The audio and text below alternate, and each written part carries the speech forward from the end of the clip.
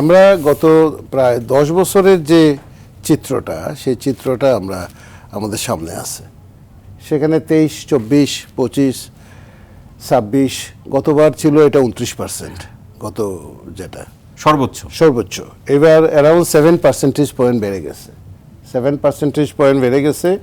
মূল কথাটা হলো এটাকে ঝরে পড়া বলা যাবে না, যদিও বলা হয়েছে ঝরে পড়া, কারণ তারা তো এনরোল করেছে, যে পরীক্ষা, এই যে তারা এইচএসসিতে ভর্তি হয়েছে, ভর্তি হওয়ার পরে তারা এই এনরোল করেছে, কিন্তু তারা এইচএসসি ফাইনাল পরীক্ষা দেওয়ার জন্য তারা আর এই কিসে আসে নাই, কেন্দ্রে আসে নাই, এবং তারা কিন্তু এই টেস্ট পরীক্ষাও দিয়েছে।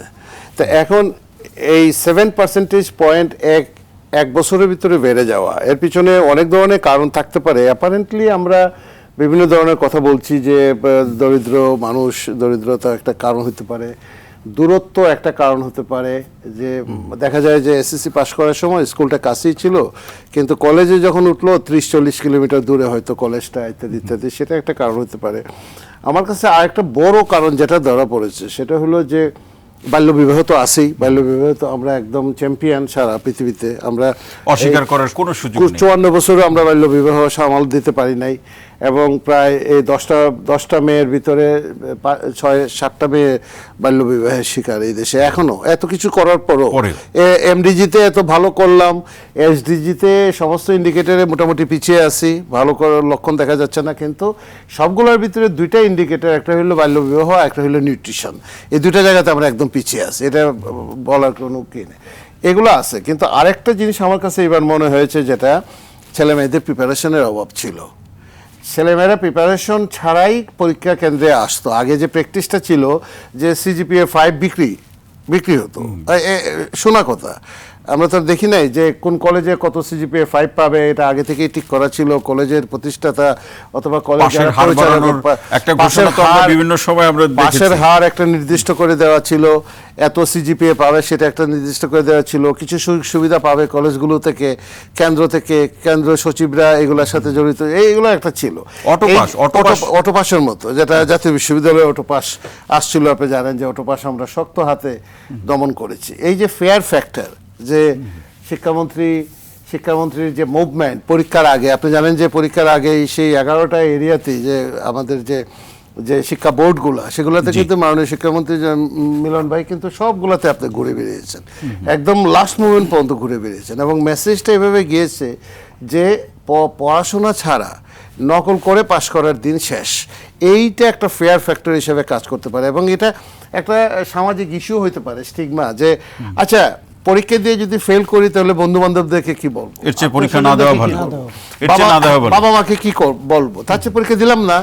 পরীক্ষা না দিয়ে তো আমি তো একটা কজ বের করতে পারি যে কোনো একটা কারণে আমি পরীক্ষাটা দিলাম না। সবচেয়ে সাংঘাতিক বিষয় যেটা আপনি দেখবেন, যে জেনারেল এডুকেশনের তো অ্যারাউন্ড 33-34%, কিন্তু কারিগরিতে 2 জনের ভিতরে একজন দেয় নাই পরীক্ষা, 2 জনের ভিতরে একজন কারিগরিতে পরীক্ষা দেয় নাই। এবং আপনার মাদ্রাসাতেও কিন্তু বেশ ভালো হার, 44-45% ছেলে মেয়ে মাদ্রাসাতে তারা পরীক্ষা দেয় নাই, এবং কারিগরি হারটাই সব থেকে বেশি, প্রায় 1 লক্ষের মতো ছেলে মেয়ে কারিগরিতে পরীক্ষা দেয়, শতকরা হিসেবে 54। এই কারিগরিতে কি ঘটেছে গত 17-18 বছর, যে কি পরিমাণ ঘটনা ঘটেছে। আপনি কারিগরিতে $বিলিয়ন ইনভেস্ট হয়েছে, বিলিয়ন ডলার ইনভেস্ট হয়েছে, এবং কারিগরিতে একটা মোটামুটি একটা ম্যাসাকার অবস্থা। কে যে কোন ধরনের কারিগরি করছে, এবং কোন ধরনের কারিগরি নিয়ে যে কোন ধরনের কারসাজি হয়েছে, কারিগরি নিয়ে যে কোন ধরনের কারিগরি হয়েছে, সেইটা বোঝা এবং সেটা নিয়ে গবেষণা করা একটা বড়, তার প্রভাবগুলো এখন বোঝা যাচ্ছে। তার প্রভাবগুলো এই 36%, 7% পার্সেন্টেজ পয়েন্ট বেড়ে গেছে, এটা নিয়ে আমি ওরিড না। হ্যাঁ, আমরা তো ওরিড, আমরা তো জাতীয় বিশ্ববিদ্যালয়ে স্টুডেন্ট না পেলে আমার জাতীয় বিশ্ববিদ্যালয় বন্ধ হয়ে যাবে। গতবার যে পরীক্ষা হয়েছে, সেখানে গতবার এইচএসসিতে 4-5 লক্ষ ছেলে মেয়ে শর্ট ছিল, আমাদের এনরোলমেন্ট কম। এবার যদি এই অবস্থা হয় তাহলে তো আমাদের এনরোলমেন্ট কম হবে জাতীয় বিশ্ববিদ্যালয় তো সেলফ সাস্টেইনেবল ইউনিভার্সিটি, গভর্নমেন্ট থেকে কোনো পয়সা পায় না, আমরা তো এনরোলমেন্টের উপরেই চলি।